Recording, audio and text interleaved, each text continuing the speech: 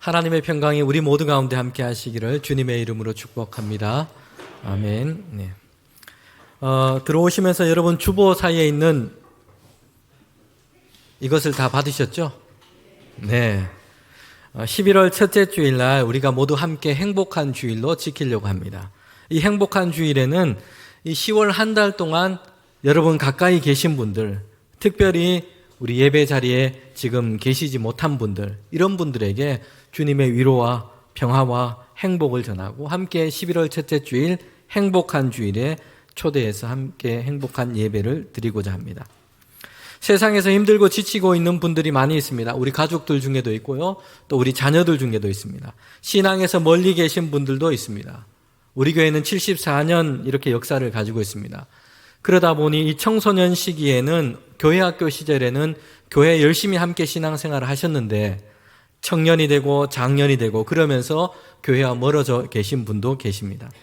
수련회도 함께 했고 선극도 같이 했고 문학의 밤, 거리 찬양 함께 이렇게 했었는데 어느 순간 보이지 않는 분들이 계세요. 또한 이렇게 코로나 장기화로 인해서 불과 몇 년 전까지 2년 전까지만 해도 함께 남녀 선교회에 찬양대에 또 교회 생활을 이렇게 함께 했는데 보이지 않는 분들이 계십니다. 한 주 동안 여러분 이 나눠드린 이 작정서를 들고 내 주변에 있었는데 보이지 않는 분들 어떤 분이 계신지 그 이름을 꼭 적어 보시기를 바랍니다. 그리고 그들을 위해서 기도하시고 이 한 달 동안 정말 예수님께서 우리에게 주신 그 행복, 기쁨, 위로를 전하는 저와 여러분이 되시기를 원합니다. 다 아멘 하셔야 됩니다. 이거는 네, 아멘입니다. 네, 꼭 해주시기를 바랍니다. 네, 우리 장영희 교수라고 하는 분이 계신데요. 이분은 영문학자였으면서 번역가였습니다. 그리고 자신의 일상을 수필로 남겼습니다. 많은 사람들이 그의 아름다운 글을 통해서 감동을 받기도 했습니다. 2009년에는 지병으로 인해서 별세를 하셨어요.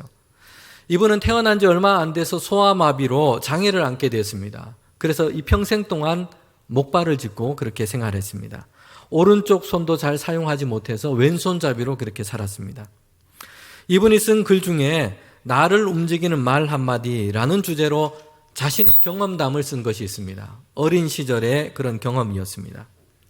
이 장영희 교수라는 이분은 어린 시절에 서울 제기동에 있는 그 골목에 있는 이 한옥집에서 살았습니다.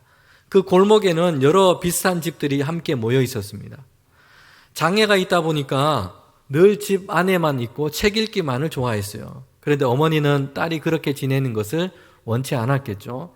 그래서 학교가 마칠 때 되면 이 골목 안에 아이들이 이제 학교 마치고 모여서 이렇게 막 놀기를 시작합니다. 골목 안이 막 시끌벅적해집니다. 그 시간이 되면 어머니는 그의 집 앞에 계단에 방석을 깔고는 이 딸을 거기에 앉혀 놓았습니다. 밖에 나가서 아이들 노는 것이라도 구경하라라는 뜻이었습니다. 함께 친구들은 이 장애가 있는 이 친구를 그렇게 배려해 주었습니다. 놀이기구가 없던 시절이었기 때문에 주로 노는 것이 술래잡기, 사방치기, 공기놀이, 고무줄놀이 이런 것이었어요. 그러나 이 장애가 있어서 공기놀이 외에는 같이 막 뛰어서 놀 수는 없었습니다. 그런데 친구들이 항상 이 어린 장영희에게 이 역할을 주는 거예요. 고무줄놀이나 달리기를 하면 심판을 맡기고요. 그리고 일부러 신발 주머니나 가방을 이 친구에게 맡겨놓기도 합니다. 함께 소외가 되지 않도록 그렇게 배려를 해준 것입니다. 그러던 어느 날이었어요. 이 골목에 엿장수 아저씨가 골목을 지나가고 있었습니다. 그날도 그 계단에 앉아 있는데 엿장수 아저씨가 그 앞을 지나가다가 다시 되돌아오시는 것이에요. 그러면서 깨엿 2개를 내밀었습니다.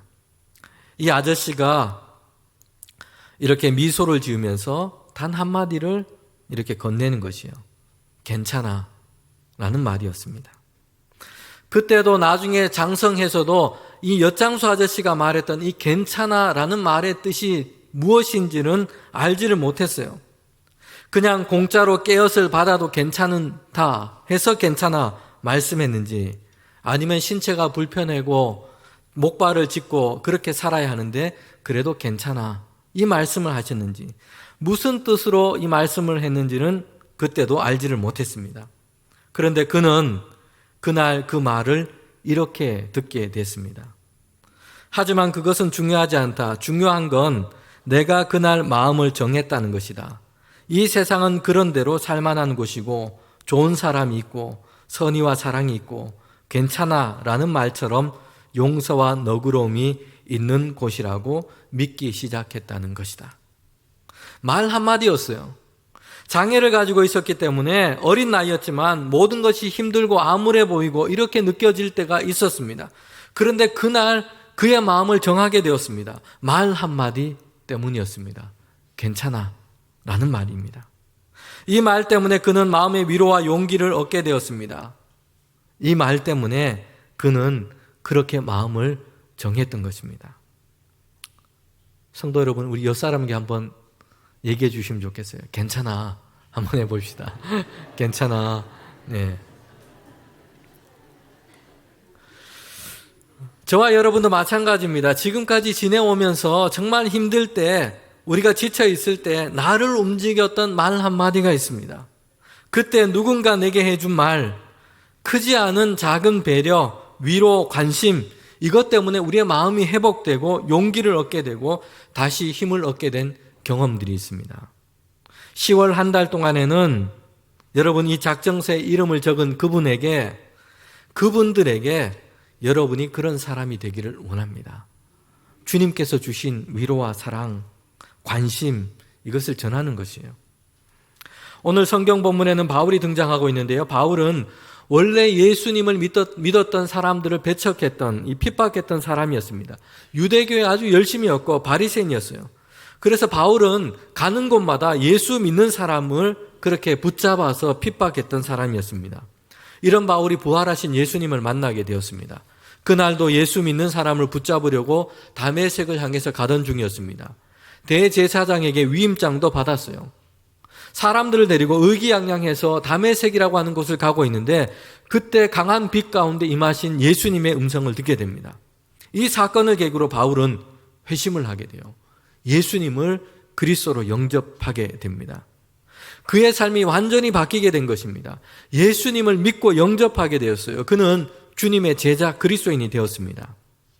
그러나 문제는 바울은 이때부터 중간에 끼어버린 그런 존재, 그런 상태가 된 것입니다. 무슨 말씀이냐 하면요. 먼저 유대인 사이에 바울은 배신자가 되었어요. 며칠 전까지 같은 편이었잖아요. 같이 막 예수 믿는 사람들을 붙잡으려고 박해하고 핍박하고 이런 일을 같이 했던 사람들이었어요. 예수 믿는 사람을 괴롭게 하고 붙잡아서 재판에 넘기려고 그렇게 함께 갔던 사람이었습니다. 그들 중에서도 바울은 아주 주도적인 인물이었습니다. 가장 열심인 사람이었어요. 그런 바울이 어느 순간 바뀌었습니다. 예수 그리스도를 전하는 전도자가 된 것이에요. 그러니 유대인들은 바울은 얼마나 미운 존재가 되었을까요? 얄미운 존재, 배신자, 없애버려야 할 존재, 이런 존재가 된 것입니다. 그래서 바울을 죽이려고 해를 가하려고 그렇게 열심히 바울을 찾아다니게 된 것입니다. 그렇다면 바울은 예수 믿는 사람들 사이에는 어땠을까요? 예수 믿는 사람들, 그 성도들 사이에 바울은 처음에는 의심의 대상이 되었습니다. 그럴 만하지 않습니까? 며칠 전까지 성도들을 박해하고 핍박한다고 그렇게 열심히 길길이 날뛰면서 쫓아다녔던 사람이에요. 성도들 중에, 가족들 중에, 같이 예수를 믿었던 성도들 중에 이 바울 때문에 핍박을 당하고 어려움을 당하고 이런 사람이 한두 사람이 아니었어요. 특별히 예루살렘 성도라면 그들 가운데 엄청난 파장을 일으켰던 사건이 있습니다. 스데반의 순교였습니다.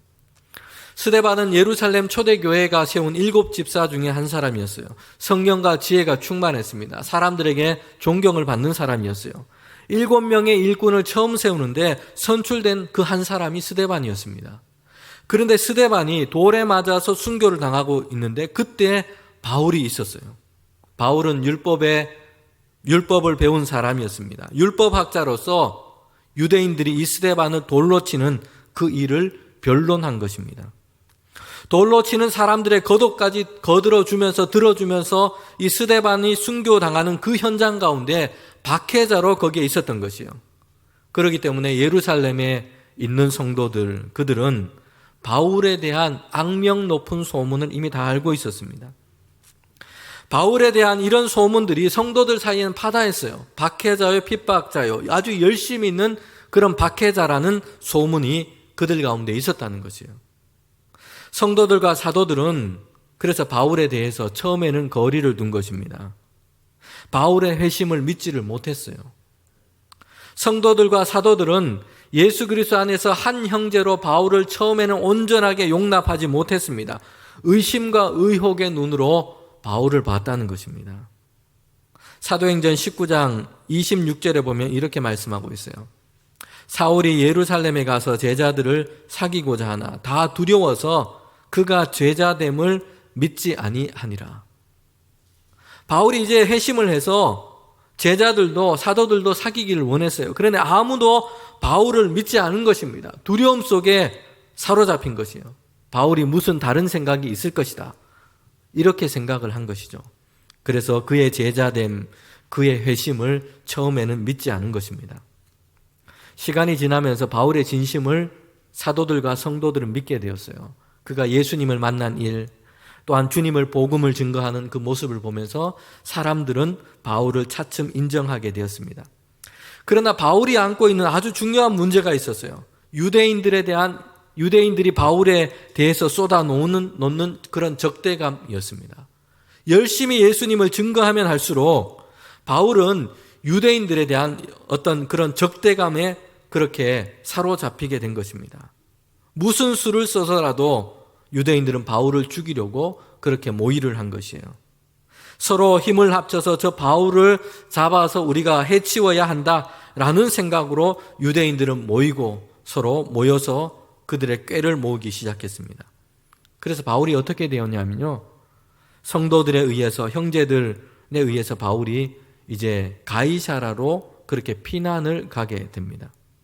거기에서도 어떻게 할 수 없어서 바울은 이제 배를 타고 바울 자신의 고향인 다소로 가게 됩니다. 바울은 이렇게 예루살렘과 유대 지방에 있었던 성도들 사이에서 사라진 것입니다. 고향 땅 다소로 내려갈 수밖에 없었어요. 물론 성경을 보면 바울이 이 다소에서 낙심하고 은둔자로 그렇게 지낸 것은 아니었습니다. 갈라디아 말씀에 보면 바울이 다소에 있는 그곳 길리기아 지방과 또 시리아 지방에서 복음을 증거했다라고 말씀하고 있습니다. 바울은 이렇게 자신의 고향 땅 다소로 피난을 간 것입니다. 몇 개월이 아니라 거의 7년 또는 8년 동안 이 다소에 머물 수밖에 없었어요. 다소에 머물면서 그는 거기에서 그렇게 있었던 것입니다. 예루살렘 있던 사도들과 초대교회 성도들에게 바울은 잊혀진 존재가 되어가고 있는 것입니다. 성도 여러분, 우리는 바울을 하면 가장 먼저 떠올리는 것이 전도자, 대단했던 전도자라고 떠올립니다. 사도들 가운데서 이방인의 사도로 소아시아와 로마와 그리스와 이 세계 곳곳에 복음 전파의 그런 문을 연 사람, 이것으로 우리는 바울을 떠올립니다. 바울의 전도를 통해서 성도들이 생겨났고 교회가 세워졌습니다. 바울의 전도를 통해서 예수님의 복음은 유대라고 하는 이 지역을 넘어서서 모든 민족, 열방을 향해서 증거되기 시작했습니다. 성도 여러분, 그러나 바울에게도 다소에 머물렀던 그 시간이 있었다는 것이에요. 몇 개월도 아니고 7년, 8년의 시간 동안 그는 거기에 머무를 수밖에 없었습니다. 유대인들의 그 핍박을 피해서 거기에 머무를 수밖에 없었던 것이에요. 그런데 성경에 보면 이런 바울을 다시 이끌어서 세워준 사람이 있어요. 그를 통해서 바울은 하나님의 부르신 그 계획대로, 바울을 부르신 그 목적과 계획대로 이방인의 사도로 세워지게 됩니다. 초대교회에서 위대한 전도자로, 교회의 지도자로 바울이 그렇게 세워지게 됩니다. 바울이 이렇게 회복되고 세워지고 일으켜 세워준 사람, 그 사람이 누구냐면 바나바입니다. 여러분, 바나바라고 하는 이 사람은 어떤 인물인지, 그의 이름이 그가 어떤 사람인지를 너무 잘 보여주고 있어요. 바나바라고 하는 이름의 뜻은 위로의 아들이라는 뜻입니다. 사도행전 4장 36절에 보면 바나바라고 하는 이 인물이 성경에서 이제 등장하기 시작합니다. 구브로에서 난 레위족 사람이 있으니 이름은 요셉이라. 사도들이 일컬어 바나바라. 번역하면 위로의 아들이라 하니 그가 밭이 있음에 팔아 그 값을 가지고 사도의 발 앞에 두니라. 이 성경 말씀을 보면 바나바라고 하는 이 사람의 본래 이름이 등장하고 있어요. 본래 이름이 뭡니까? 보면 요셉이었어요. 바나바는 이 사람의 본래 이름이 아니었습니다. 사도들이 이 요셉이라고 하는 이 사람을 애칭으로 바나바라고 부른 것입니다. 이 요셉이라고 하는 이 사람은 레위족 사람이었는데 예수님을 영접하고 성도가 되었습니다. 예루살렘 교회 안에서 그렇게 함께 신앙생활을 하게 되었습니다. 사도들이 이 요셉을 보면서 그의 모습을 보면서 별명으로 애칭으로 붙여준 이름이 있는데 그것이 바나바였어요. 그런데 놀랍게도 그 뒤에 성경의 모든 바나바가 등장하는 것을 보면 그의 본명이 아니라 예루살렘 교회 안에서 그가 활동했던 곳 사역지 안에서 교회 안에서 바나바라고 불려지고 있다는 것입니다. 본명보다 바나바라는 이름으로 불려지기 시작했어요. 성도 여러분, 이게 뭘 의미할까요? 이 요셉이라고 하는 이 인물이 교회 안에서 성도들 사이에서 어떤 사람인지를 잘 보여주고 있는 것입니다. 이 요셉이라고 하는 이 인물은 교회와 성도들 사이에서 위로자의 역할을 잘했던 사람이었어요. 아픈 사람, 힘든 사람이 있으면 찾아가서 격려를 하고 슬픔 당한 사람이 있으면 그와 함께 울고 그의 눈물을 닦아 주었습니다. 어려운 사람이 있으면 자신의 물질을 드리고 나누어서 그를 돕고 이런 일을 정말 기쁘고 자원하는 마음으로 그렇게 한 것이에요. 그래서 그의 별명이 위로의 아들 바나바가 된 것입니다. 그리고 그의 이름은 앞으로 요셉이 아니라 바나바라고 불려지기 시작한 것입니다. 사도행전에 보면 바나바가 자기의 소유인 밭을 팔아서 그 돈을 사도들에게 가져온 이야기를 하고 있습니다. 초대 교회 안에는 이런 유무상통하는 역사가 성령에 충만해서 일어나게 됩니다. 사도행전 4장 32절부터 35절에 보면 이 성도들이 이제 함께 예수 그리스도를 믿으며 한 마음 한 뜻이 되었습니다. 서로 물건을 통용하고 서로 자기의 재물을 그렇게 내어놓으며 필요를 따라서 사람을 돕기 시작했습니다. 밭과 집이 있는 사람은 그 판 값을 가져다가 사도들의 발 앞에 내어놓았습니다. 각 사람의 필요를 따라 나누어 줬어요. 어려운 사람을 돕고 연약한 사람을 세워주는 일에 그렇게 사용한 것입니다. 바나바라고 하는 이 사람은 성도들을 위해서 자기의 물건과 재산을 통용했던 대표적인 사람으로 그렇게 등장하고 있습니다. 어려운 사람을 돕고 위로하고 그렇게 하기 위해서 자신이 가지고 있는 것을 그렇게 내어놓은 것입니다. 바나바, 그 이름 뜻처럼 그는 교회 안에서 위로자였습니다. 오늘 바나바가 바울을 통해서 무엇을 했는지 오늘 성경 말씀을 통해서 우리는 함께 살펴보고자 하는데요. 가장 처음으로 바나바가 바울과 만나서 그를 위해서 행했던 일이 등장하고 있습니다. 사도행전 9장 27절에 있는데요. 앞서 말씀드린 것처럼 이 바울은 회심은 했지만 적개심과 의심 그 사이에 놓여 있었어요. 유대인들 사이에서 바울은 배신자라고 적대적으로 죽여야 할 사람으로 그렇게 되어버렸습니다. 예수 믿는 사람들 사이에는 선뜻 받아들여지지 않는 의심받는 사람이었습니다. 워낙 악명 높은 박해자였기 때문입니다. 그러니 바울은 그의 진심이 성도들과 사도들 가운데 그렇게 받아들여지지 않은 것이에요. 처음에는 바울은 배척받는 사람이었습니다. 회심했지만 사도들과 성도들 그 교제 안에 들어갈 수가 없었어요. 가깝게 지내기를 원했고 함께 모임을 하고 성경 공부를 하고 전도도 함께 하고 바울은 이것을 원했지만 성도들과 사도들은 그를 두려워했습니다. 멀리한 것이에요. 제자가 되었다는 말을 사람들은 믿지를 못했던 것입니다. 이렇게 다들 의심하고 멀리하고 있는데 그럴 때에 가장 먼저 바울 가까이에 서서 그를 챙겨주고 힘이 되어주는 사람이 있었는데요. 그것이 바로 바나바였습니다. 위로의 아들이었어요. 바나바는 바울 곁에 서서 바울의 위로자가 되어 주는 것이었습니다. 사도행전 9장 27절에 보면 바나바는 이 바울을 데리고 사도들에게 가는 것이에요. 바울을 데리고 가서 바울이 그가 만났던 예수님의 이야기, 그리고 자신의 이 경험, 회심에 대해서 이야기할 수 있도록 그렇게 해줍니다. 성도들과 만날 수 있는 자리를 마련해 줍니다. 그래서 바울의 진심이 성도들과 사도들에게 그렇게 인정받을 수 있도록 도운 것이에요. 이 역할을 한 사람이 바나바입니다. 모두가 의심하고 멀리했습니다. 그러나 바나바는 바울을 믿어주고 그의 곁에 있고 그를 데리고 다니면서 바울을 변호해 준 것입니다. 바울이 이 교회 안에서 사람들과 교제하고 가까워지고 그들 안에 인정받을 수 있도록 함께 할 수 있도록 바나바가 곁에서 그렇게 도운 것입니다. 성도 여러분, 저는 이 말씀을 보면서 정말 우리 교회 안에 바나바와 같은 위로의 사람들이 많아지면 좋겠습니다. 이것이 우리의 기도요, 우리의 소원이기를 원합니다.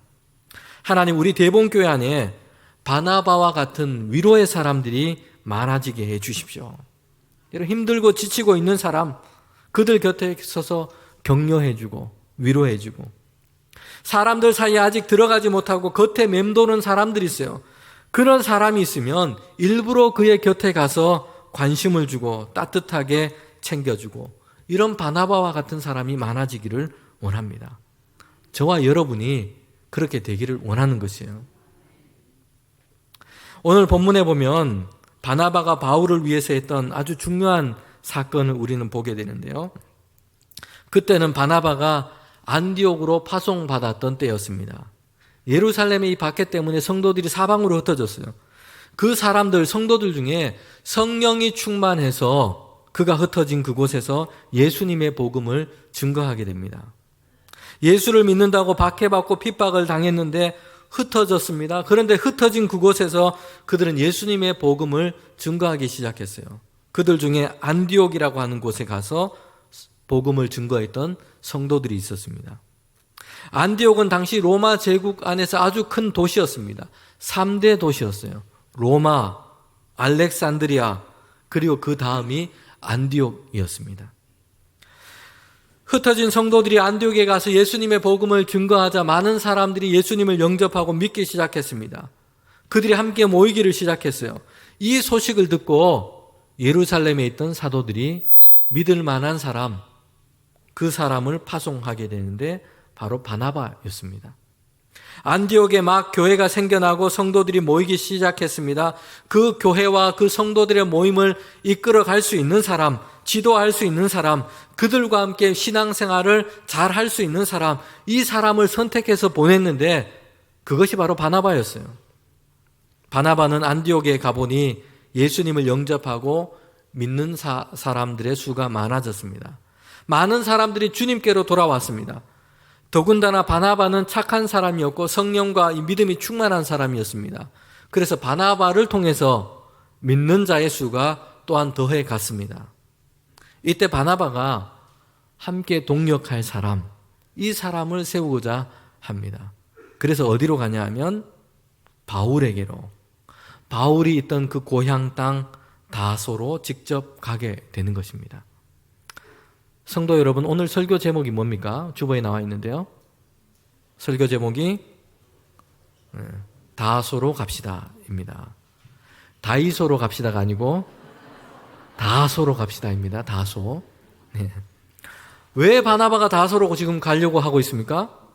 거기에 바울이 있기 때문이에요. 바나바는 안디옥 교회에서 주도적인 사역을 하고 목회를 하는 사람입니다. 그가 동력자로 세우기를 원했어요. 그때 바울을 생각한 것입니다. 바울이 함께 이 안디옥 교회를 그와 함께 세워가기를 원했습니다.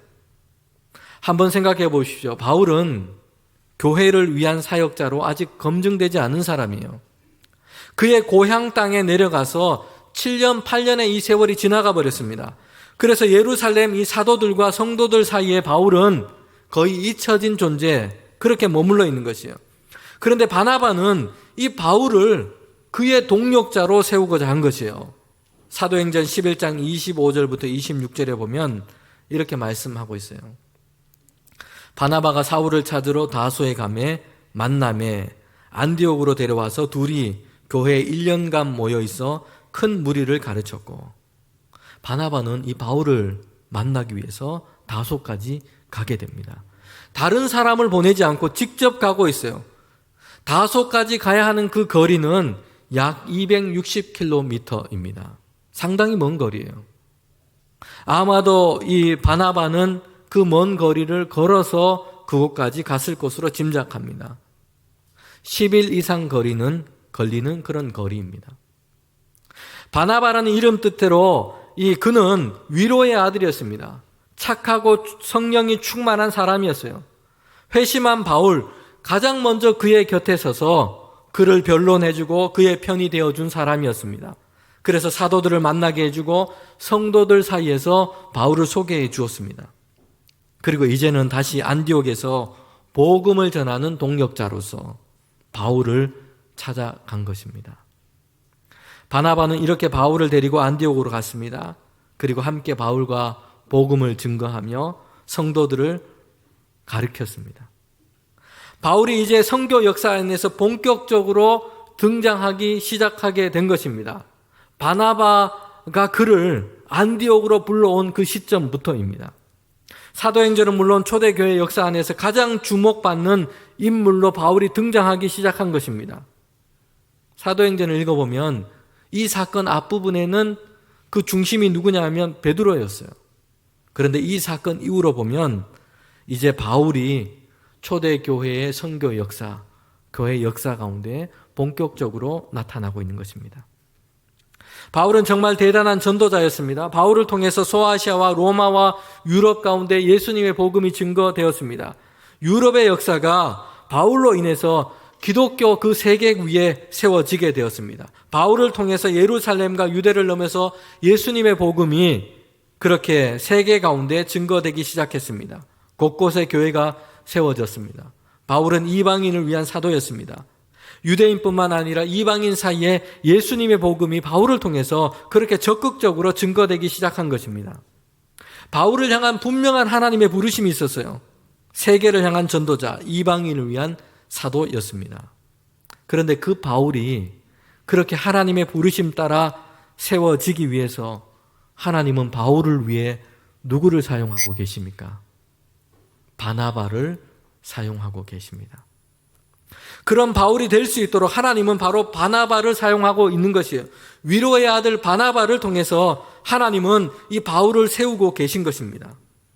회심했지만 반대와 의심 사이에 놓인 사람, 결국 고향 땅 이 다소로 내려가서 거기에 머무를 수밖에 없었던 존재였습니다. 꽃은 피지 못했고 꽃망울은 열리지 못했습니다. 그런데 구석진 그늘로 밀려가게 된 것입니다. 그런데 그 바울을 찾아간 사람이 있었어요. 바나바였어요.